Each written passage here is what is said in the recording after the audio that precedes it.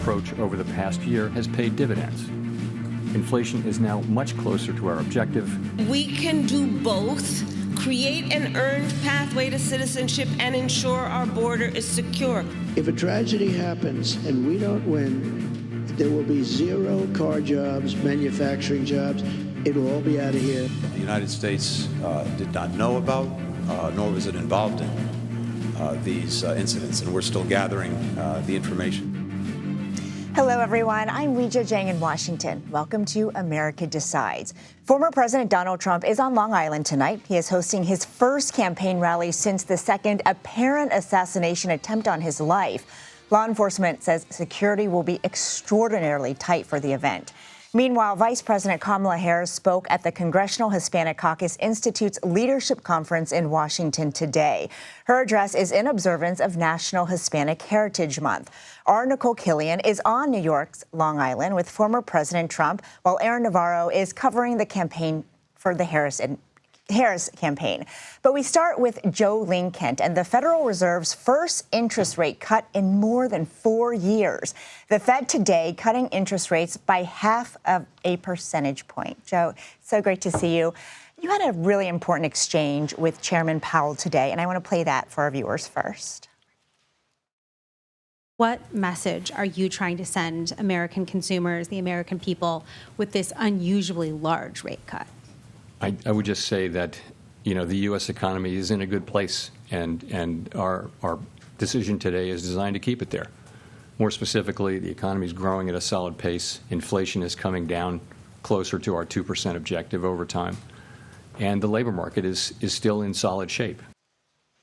And Jillian, I feel like we've been talking about and anticipating this day for so long. So what signs in the economy brought us here? Why now? Well, essentially, inflation last month was 2.5%. It's down from that over 9% that we saw a couple of years ago. So the Fed feels like its job is not mission accomplished yet, but Fed Chair Powell saying that they feel so much more confident in where inflation is as it moves more meaningfully to that 2% target that we've been talking about ad nauseum. They also see that the labor market is changing.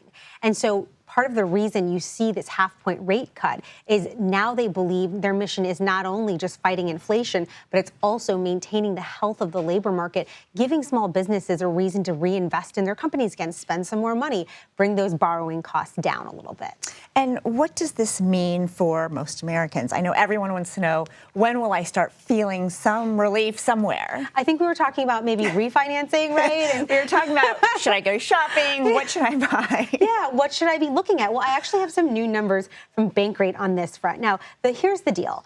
This kind of half-point rate cut, it takes a couple of billing cycles, so to speak, to hit. It's not like it's going to hit your mortgage rates tomorrow. Mortgage rates already coming down pretty significantly and usually move ahead of an interest rate cut. But when we look at what's happening, you can see credit card debt. This half-point rate cut, according to Bankrate, means just $2 off a monthly interest rate payment for a $5,000 balance if you're carrying that. And if you look at a new $35,000 auto loan, for example, you're going to take $8 off a month. So it's pretty insignificant for those bigger ticket purchases. But when you look at something like a HELOC, a home equity line, this would mean on a $50,000 HELOC, you'd get $21 off a month. So there is a little bit of meaningful movement that will be coming. But more importantly, this cut kicks off another cut or two come November, December.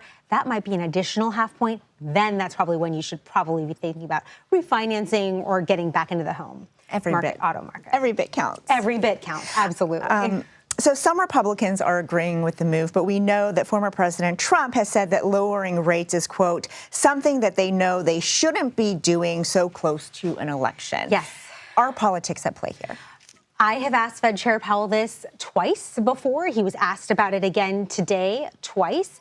And he says that politics do not play into the open market committee's decisions. And he says that their job is to serve the American people, to keep the U.S. economy in balance, and that he does not believe that a central bank should be influenced by head of state, by the White House. And he gave some interesting historical context around that around the globe. So that's what he says. But certainly we're, 48 days away from the election, right? And so that politics question certainly a big factor in all of this. And the White House insists that it is independent from the Fed every time we ask that as well. Exactly. So, thank you so much, Jolene. Thanks.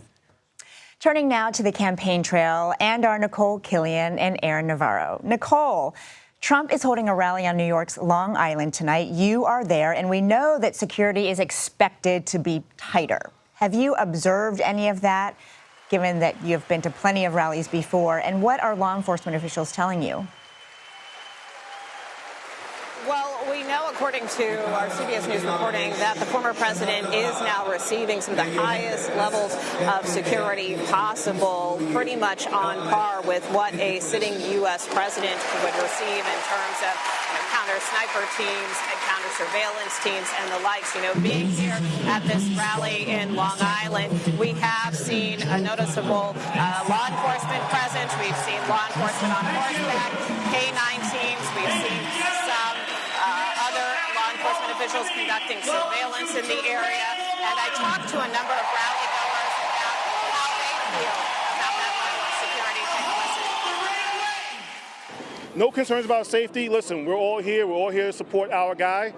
I mean, you can see the energy here. You can see the excitement here. You can see how we all support someone who's going to make the country great again. We got to turn out to support him. We got to turn out to let him know that no matter what happens, we're standing behind him. We're all encouraging him. A lot of friends and family were spooked, but I'm a diehard. I think he's done good for the country. So at least for those two attendees, they are undeterred. They feel that they want to be here in support of the former president. They feel that if he can continue to come out and hold rallies like this, they can also do. And Nicole, New York is a Democratic stronghold. He could be in one of several battleground states. So why is he there tonight, and what do you expect we will hear from Trump?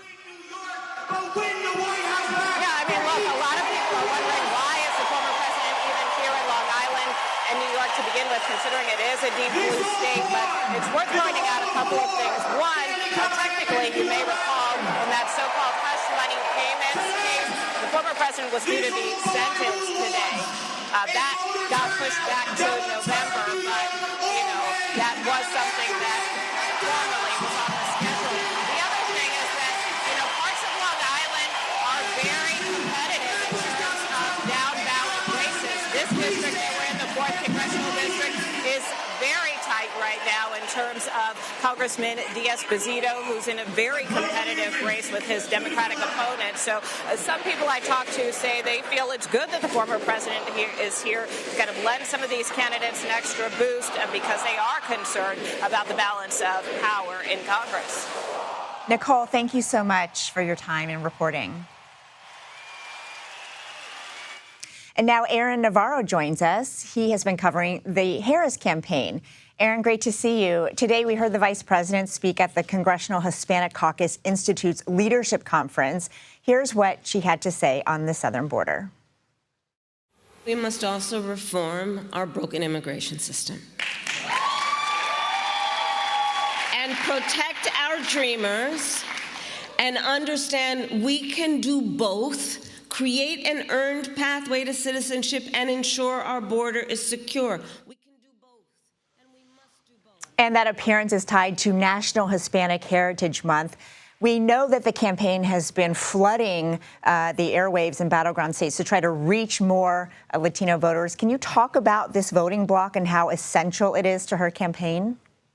This was a voting bloc that while President Biden was still in the race, it was an open question on if they would stick with the Democratic Party, and if so, what those numbers would look like. Since then, we've seen some momentum with Harris at the top of the ticket from Hispanic voters, from black voters towards her, but they still need to shore up and make sure she retains that support. And that's in part why they're going to have Governor Walz in Allentown, Pennsylvania, a heavy Latino community in a crucial swing state later this weekend, campaigning to show that they are looking to invest time and money in courting this vote. And I would also note I was at the CHCI event earlier today, and Harris had some new language talking about Trump's plan for mass deportations of undocumented migrants. She said, quote, "How is that going to happen? Massive raids, massive detention camps. What are they talking about?" So you're seeing some new criticism from her on this issue of immigration. I want to turn now to some big news of the day, which is the Teamsters announcing that they won't make a presidential endorsement. I think the last time that happened was 1996. And this comes right after a substantial meeting between the vice president and the Teamsters, the president of that union calling it a job interview. So what does it say that they aren't endorsing anyone? Is it a blow to the vice president? And I know you have some information about internal polling as well. Well, it's certainly recognition of that internal polling. The Teamsters statement that they put out said that neither candidate agreed to some specific things they wanted pledges on when it comes to labor relations. They did criticize Trump for not pledging to veto a right-to-work act if that got to his desk. But some polling of rank-and-file members that they conducted from the time that President Biden stepped down up until their meeting with Vice President Harris on Monday showed a heavy lean towards former President Trump, about 58% in that poll. And that was sent to rank-and-file members through a QR code done virtually. The Teamsters also said they did a similar type of poll, rank-and-file members this week, through the phone that had similar numbers, people saying that they support former President Trump. And in the wake of this kind of no endorsement decision from the Teamsters, you're starting to see some local Teamsters in battleground states such as Nevada and Michigan come out and say that they endorse Vice President Harris. This has been a contentious issue for the Teamsters. 1 million members, Sean O'Brien often says it's a pretty diverse group, and they made their decision today to not endorse. All right, Aaron, and those members will have their final word on Election Day. Really appreciate your time. And a quick programming note, join us early on October 1st at 4 p.m. Eastern for a special vice presidential debate edition of America Decides, live from New York City. CBS News will moderate the debate and bring you coverage all evening long. The Federal Reserve has reduced its benchmark rate for the first time since the COVID pandemic. Ahead, we'll ask the head of the White House Council of Economic Advisors what that means for your wallets. You're streaming America Decides.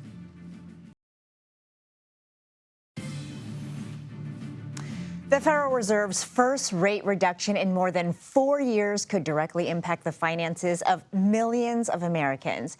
Jared Bernstein joins us now to discuss. He is the chair of the White House Council of Economic Advisors. Jared, thanks so much for making time for us today. I want to start right there. Can you talk about how today's decision from the Fed will affect people across this country?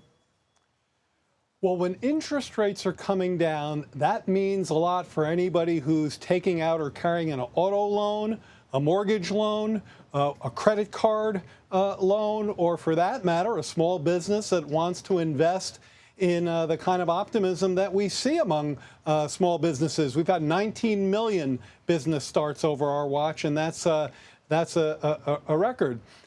We also should bear in mind that in the background between these lower interest rates and lower inflation is an economy that has maintained its momentum with low unemployment, good job growth, and quite strong GDP growth in consumer spending. So I'd say this is good news across the board. And that's what brought us here today, Jared. But can you talk about a time frame? How soon will Americans be able to feel this impact?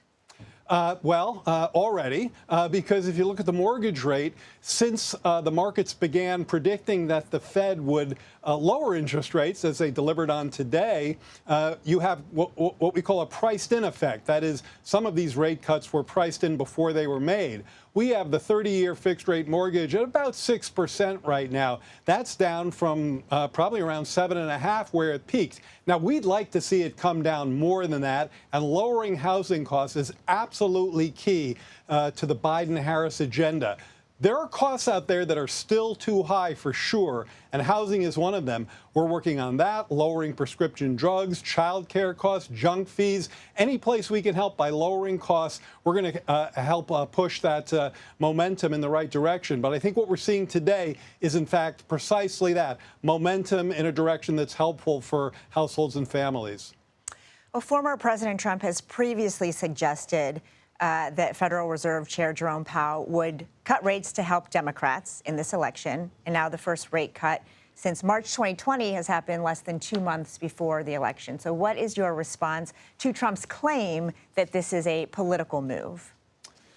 Well, I have a response to that, but let me start out by reading something that was in a Wall Street Journal editorial, and they're not known for their left-leaning proclivities. They wrote, quote, "We don't agree that those who say a cut in rates this week is political or intended to help Kamala Harris." Again, that's from a Wall Street Journal editorial. You have a veteran Fed chair in Jerome Powell, who's been through many rodeos like this before. He is not a political actor. He says that consistently, and we should all believe him. Well, you came prepared. Thank you for that, Jared. Yesterday, you posted online about the U.S. economy, quote, defying expectations, which played a role here, while acknowledging that there is still more work to do on housing and child care costs in particular. So what can the Biden administration do in the few months it has left? Well, let's talk about housing, and let's broaden this out a bit from the Biden administration. Certainly, Vice President Harris has, I think, a very positive housing agenda. She's talking about a plan that could add 3 million affordable units, both rental units and homes, to the stock of affordable housing. That has to be done through the kind of careful policy that she and the president have articulated in ways that incentivize builders and developers to build where they haven't so far. Part of that means trying to urge localities to open up some of their land use restrictions. A lot of it means using tax credits and subsidies to make these deals pencil out for developers in ways that they don't. And a big part of the plan is expanding the low-income housing tax credit, a measure that has a tried and true positive impact on increasing affordable rental units. Now, I think it's important to make a stark contrast with the opponent who Harris is running against, who has really no housing plan at all. So I think plan beats no plan in this space, and good plan especially beats no plan. Well, Jared, I'm so glad you brought that up because, you know, she has introduced some other policy proposals, and I wonder how realistic you think they are. Because when you talk about giving first-time home buyers $25,000, when you talk about capping child care costs at 7% for working families, where's that money going to come from? Well, first of all, let me point out that everything you're talking about involves working with Congress. Okay, these are not things that either Biden or Harris could do by themselves. And Congress absolutely should work with us on that, because when you're talking about affordable housing, the lack therein, this is a 10, 15-year-old shortage in the making. When you're talking about child care, these are not blue issues. These are not red issues, D's or R's. These are issues for every working family who is trying to make their budget, pay for housing, get into the labor market with child care. So I don't see anything partisan here. In terms of paying for them, clearly we have a budget that has $3 trillion of deficit reduction. And that's accounting for the kinds of programs I've just talked to you about. So clearly we have to raise revenues, cut spending. Our budget does both. And that's the way to get there. I don't think the math is all that complicated. You have to make sure that your receipts get closer to your outlays, and that's what our budget does. Well, Jared, I have many, many more questions, but I'm out of time, so we'll leave it there. But thank you so much. My pleasure. Well, Hezbollah is vowing that there will be a, quote, severe reckoning for whoever is responsible for the coordinated attack that turned the militant group's pagers into bombs. Next, what we know about the blast that injured thousands. You're streaming America Decides. The United States did not know about, nor was it involved in these incidents. Broadly speaking, we've been very clear, and we remain very clear, about the importance of all parties avoiding any steps that could further escalate the conflict. That was Secretary of State Antony Blinken, and we now know more electronic devices belonging to members of Hezbollah exploded in Lebanon. This is the second day of what Lebanese officials are calling a coordinated attack. BBC Middle East correspondent Hugo Bechega is near Beirut with the latest. Hugo, what can you tell us? It was the second day of attacks targeting communication devices being used by Hezbollah. And I was in Dahir in southern Beirut, which is a Hezbollah stronghold, when we heard that large explosion that happened as a funeral was about to start. There was chaos, there was panic as well, because people simply didn't know what was happening. And then when it became clear that devices were again exploding, people feared that any device could explode. So our team was stopped by Hezbollah members several times, people telling us, don't use your phone, put your phone down. And I think this really captures the feeling and the fear among many people, not only inside Hezbollah, but across the country, because when pages exploded on the first day of those attacks, those explosions happened as people were in shops or with their families at home, and hundreds of people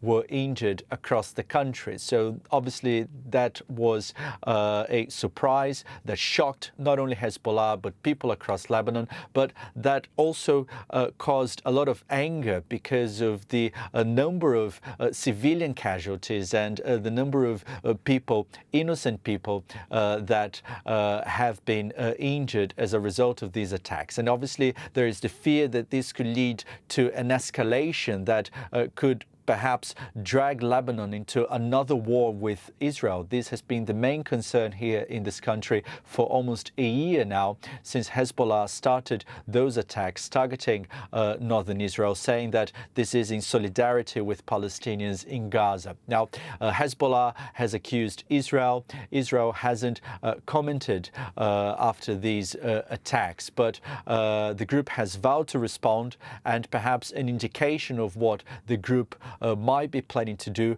may come on Thursday, when Hassan Nasrallah, the powerful leader of Hezbollah, will make his first public speech reacting to those attacks. Hugo Bachega, thank you. It's like an invasion from within, and we're going to have the largest deportation in the history of our country. Former President Trump has been clear about how he would handle immigration if elected to another term. Next, we bring in our political panel to talk about a new poll that finds a majority of Americans support his idea of mass deportations. You're streaming America Decides.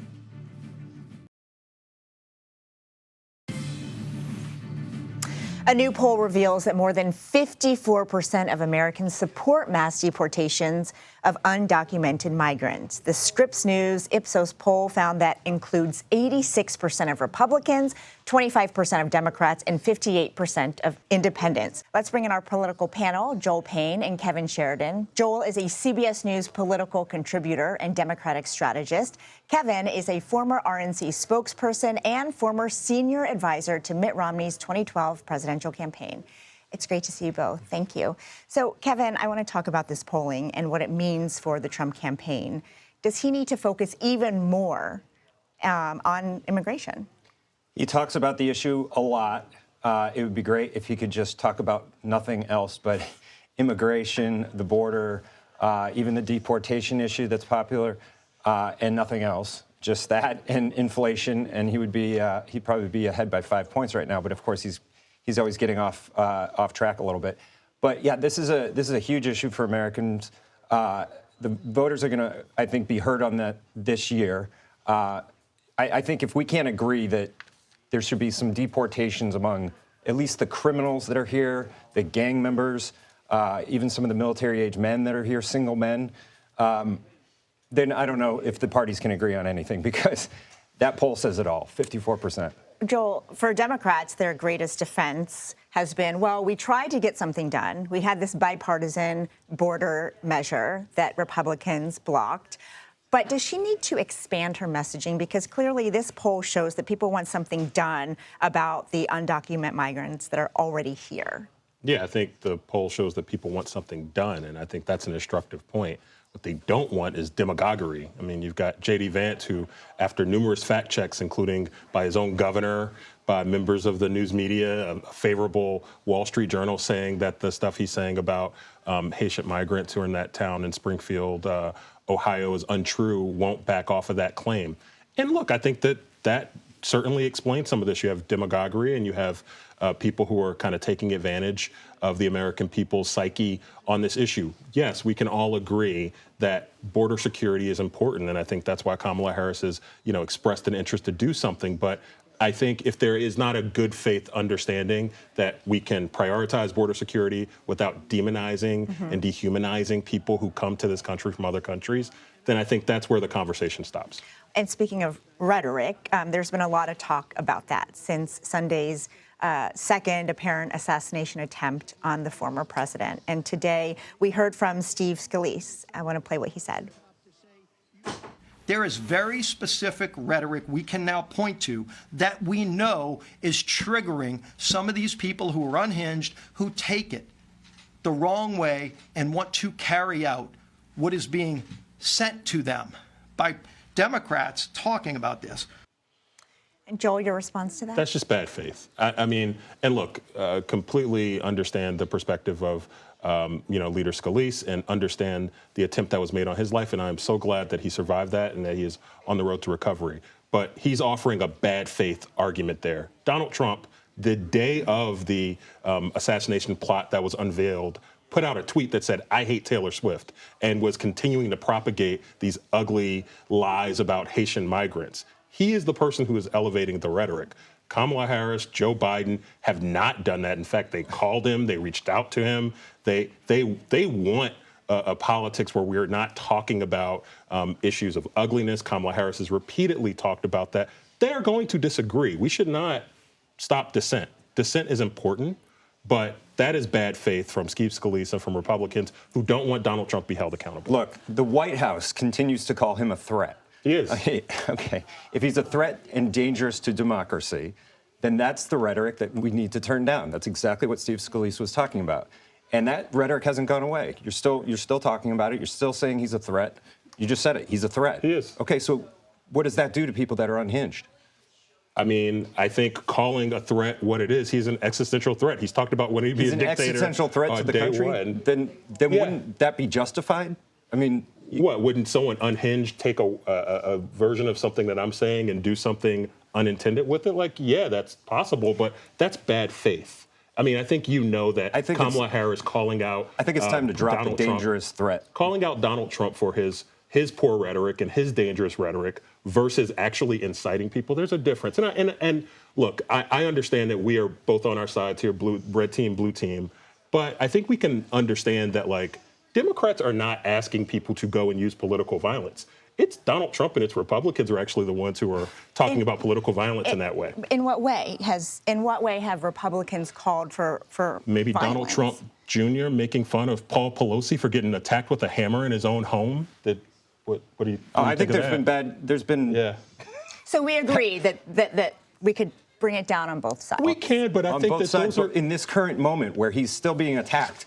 And we have a Secret Service that apparently can't protect him. I do think there's a difference, though, between, and look, we might just have to agree to disagree on this. There's a difference between blindly violent rhetoric and calling out your political opponents for your disagreement. Donald Trump is welcome to disagree with Kamala Harris. The country is not going to end if Donald Trump gets elected. We saw what he did with 4 years. I'm not condoning January 6th, but to say that the country will be over and he's a threat to the democracy itself is just way too high. I'm going to have to agree to disagree on that one. I think I would love to talk to you. Do we have more to go on? Do we have some time, Allie, to talk about? Let's just change gears for 1 second, because Governor Sarah Huckabee Sanders, I'm sure you have both heard what she had to say. We have that sound as well, if we could play it, about Vice President Harris. Not only do my kids serve as a permanent reminder of what's important, they also keep me humble. You can walk into a room like this where people cheer when you step onto the stage and you might think for a second that you're kind of special. Then you go home and your kids remind you very quickly you're actually not that big of a deal. So my kids keep me humble. Unfortunately, Kamala Harris doesn't have anything keeping her humble. All right. Kevin, she's getting a lot of heat for this. Was this a mistake to attack a woman who doesn't have children? Yeah, I mean, you never want to attack somebody for not having children. When I first heard that, I didn't read it that way. But yeah, if that's what she was actually trying to say, I don't think that's a great way to go at her. There's so many ways to attack her fairly on her record, on the fact that she's got no policies right now, that she can't answer a simple question about whether or not you're better off now than you were 4 years ago, or what she's going to do on the economy specifically.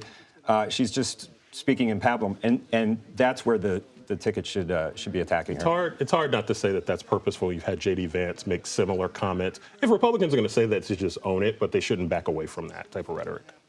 Thank you both so much for this very lively conversation, and hopefully you can come back soon. Yeah. House Republicans remain divided on a bill to keep the government funded. Next, we take you to Capitol Hill, where Speaker Johnson is determined to get the legislation passed. You're streaming America Decides.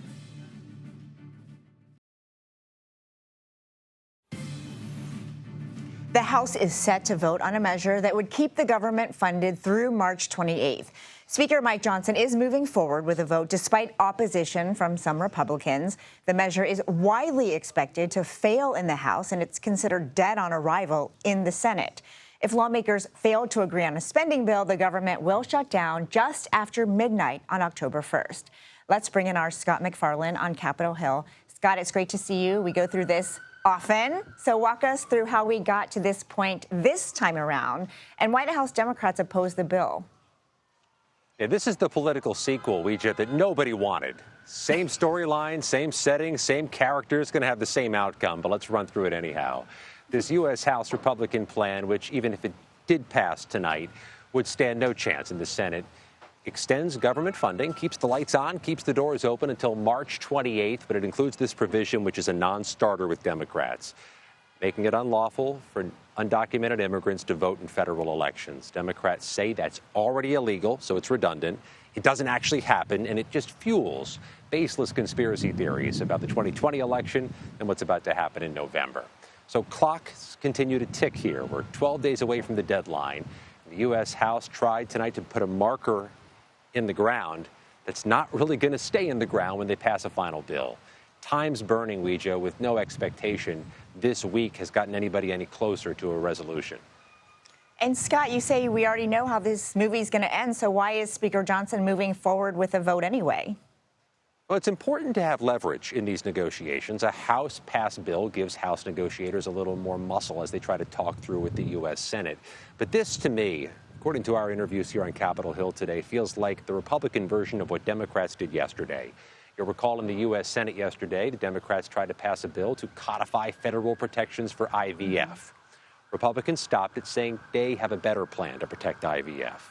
Put that dispute aside. Republicans here are trying to pass a bill or put a vote on the floor that has Democrats voting against that provision to ban undocumented immigrants from voting in federal elections. Democrats have their own arguments saying it's needless and it fuels conspiracy theories, but Senate Democrats yesterday and House Republicans today sure did queue up 30-second campaign ads to use between now and November 5th, accusing the other side of being on the wrong side of an important issue. And if this fails in the House, could the Senate do something about it? Senate's going to have to do their own work and put out their own offer, and it's likely that they do so within the next 7 days, so they can have some leverage in these negotiations. But everybody sees where this is headed, towards some type of shorter continuing resolution, not 6 months long, maybe 3 months long, that happens with both parties supporting it in the House and Senate by the end of September. They're just burning time and getting close to a deadline, which is dangerous to get close to, Ouija. There are economic impacts, not just to the stock market, but to some businesses, federal workers, when they get close to these deadlines. Yes, but we often see this sort of drama play out, Scott. I want to turn to the task force investigating Trump's July assassination attempt. I know you spoke with some of those members today, and I wonder what they are saying about what happened on Sunday, yet another apparent attempted assassination. Over the past 24 hours, I've heard more members of Congress outwardly say they're concerned there was some failure Sunday, even though the Secret Service stopped somebody they allege had a gun near Donald Trump. The concern is that that perimeter may not have been big enough or strong enough, that somebody allegedly was near the golf course for 12 hours with a high-power firearm without being detected. The chairman of the House task force investigating the assassination attempts told me he's also concerned This could trigger, metaphorically, other people to try something similar. Take a listen to Mike Kelly, who represents Butler, Pennsylvania.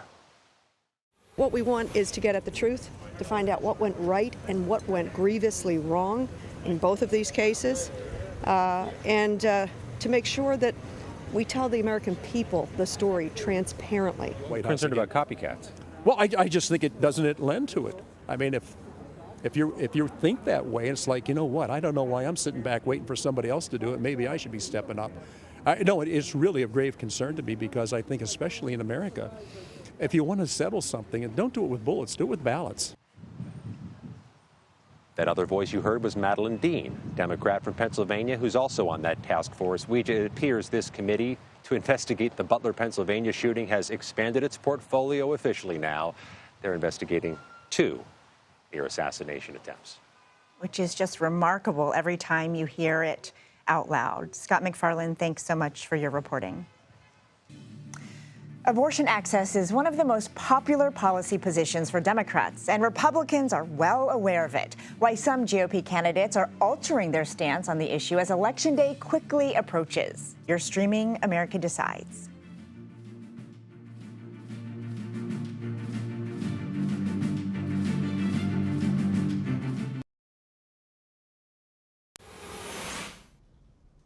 "2024 may be the year of the abortion rights Republican." That's according to a recent edition of the Washington Post's Early Brief. The newsletter explores how the overturning of Roe v. Wade 2 years ago is changing the positions of some GOP lawmakers this election cycle. Its co-author, Leanne Caldwell, joins us now. Leanne, it's great to see you. She is also an anchor for Washington Post Live. Leanne, I want to start with your reporting, and if you could give us some examples of Republicans now expressing some level of support for abortion rights or IVF, and why they're willing to do that now. Yeah, so they have quite a different tune since pre-Dobbs, before Roe was overturned, and also since the last election cycle when Republicans performed, they did not perform nearly as well as they were expected to, in large part because of the issue of abortion. Now, Republicans, especially in the House, who are in very, very close competitive races in swing districts, are now starting to say, hey, they aren't against, they would never support a federal abortion ban, or that they support IVF. Now, in some cases, it flies in the face of what their previous positions are, but some examples in upstate New York, like Congressman Molinaro or Congressman Lawler, who are in tough re-election races, or in California, Michelle Steele in Orange County, who is running for re-election there, who said straight to camera, look, I support IVF. Now, Michelle Steele, for example, just one example, she says she supported IVF, but she used to sponsor a personhood bill. What that means is that it would define a person at the moment of conception, which means that would make IVF illegal. So there's a lot of contradictions here, but Republicans in these close purple districts have realized that being anti-abortion is not necessarily politically good. Well, our CBS News polling shows that abortion is a major factor in the votes of many likely voters, but not to the extent of other issues like the economy or the state of the democracy. So is it surprising to you that, a substantial number of Republican lawmakers are not just talking about the issue, but reversing their positions? So I talked to some Republicans about this, especially Republicans who work on some of these campaigns, and even some independent political analysts who say that people might not necessarily go to the polls and vote specifically on the issue of abortion. But if a person who is trying to decide between two candidates where the economy is a much more important issue, but they are looking at the economic record and the Republican candidate does not support access or right to an abortion, they might not vote for that person despite the fact that the economy is a much more important position. So Republicans acknowledge that it is playing a role in how people vote, whether it's the top issue or not. And of course, it's not just abortion. Reproductive freedoms at large is on the ballot in many ways. And just yesterday, Senate Republicans blocked legislation to protect access to IVF treatments across the nation. But we know that Donald Trump and some other Republican lawmakers support IVF. Can you explain the disconnect here? Yeah, so Senate Republicans did not vote for this bill yesterday, except for two of them, two pro-choice Republicans, Lisa Murkowski and Susan Collins, because they say this was just a political vote, that it wasn't going to go anywhere, that it was just Democrats playing politics, which is absolutely true. They're trying to put Republicans in a tough spot, but some Republicans have argued that, look, this is an easy vote to take. It just ensures the right and the access to IVF for a woman. It doesn't even do that much. But Republicans said that they're not going to do it. They insist that they support IVF. They signed a letter in support of IVF, but their record doesn't necessarily match up with what they say. And of course, we saw in 2022 during the midterms that abortion played such a huge role, but now we are, several years away from the Dobbs decision, more than 2 years. And also, we have a presidential election this time around, and we know the president can't change the law. Those are members of Congress. So how do you think abortion is going to impact the election in November?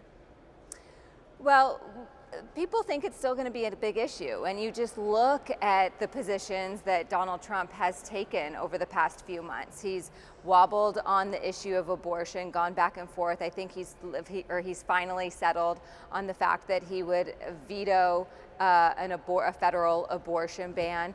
In the debate, he said he was a leader in fertilization, meaning IVF, and so he understands that this is a political liability for Republicans. And so that's the expectation, that it's still going to play a big issue, especially in what is expected to be a really close presidential race, really close battleground Senate seats, and in some House races too. And remember, there's at least 10 states that are going to have abortion referendums on the ballot, and Democrats hope that that continues to also drive up voters and lead people to vote for the Democratic ticket.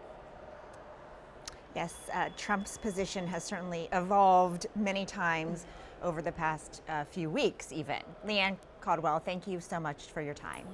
Thank you. Well, it's just over 2 weeks until former President Jimmy Carter turns 100 years old. To pay tribute to the oldest living president, the Carter Center held an early celebration Tuesday night at Atlanta's Fox Theater. The performers included artist Maren Morris, Phoebe Winans, and the daughter of Johnny Cash, country singer Carlene Carter. Proceeds from the big birthday celebration will help fund international programs at the Carter Center. On January 20th, 2025, the next president and vice president of the United States will be sworn in on the inauguration stage. And with just 5 months to go, members of Congress from both sides of the aisle gathered this morning for the ceremonial first nail. I now request that the members of the Joint Congressional Committee on Inaugural Ceremonies take hold of your hammers and join together in driving the first nail for the 60th presidential inauguration platform. The event marks the official start of construction of the platform. The stage is on the west front of the Capitol. It used to be on the east side until President Ronald Reagan's inauguration in 1981. It now allows the country's newly sworn-in president to look out across the National Mall to the Washington Monument on their inauguration day. Quite a view. Well, that does it for us today. We'll be back with another edition of America Decides tomorrow at 5 p.m. Eastern. The Daily Report with John Dickerson starts right now.